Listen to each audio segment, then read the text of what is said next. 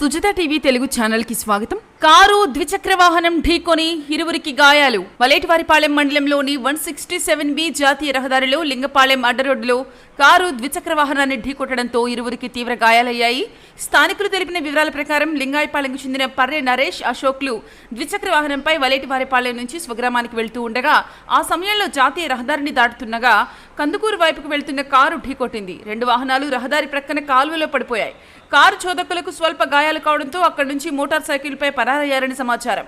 ఈ ప్రమాదంలో నరేష్, అశోక్ గాయాలు కావడంతో స్థానికులు 108 వాహనంలో కందుకూరు ఏరియా వైద్యశాలకు తరలించారు చికిత్స నిమిత్తం.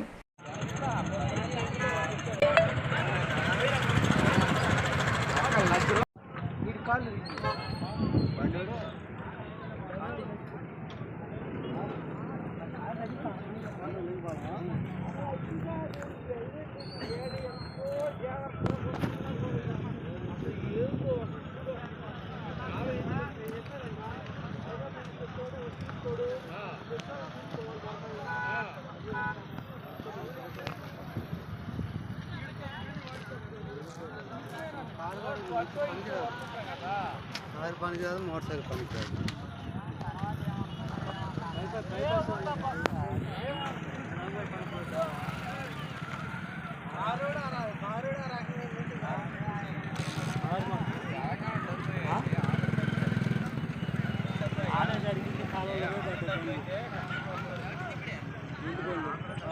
ఏ పార్ట్ లేదు.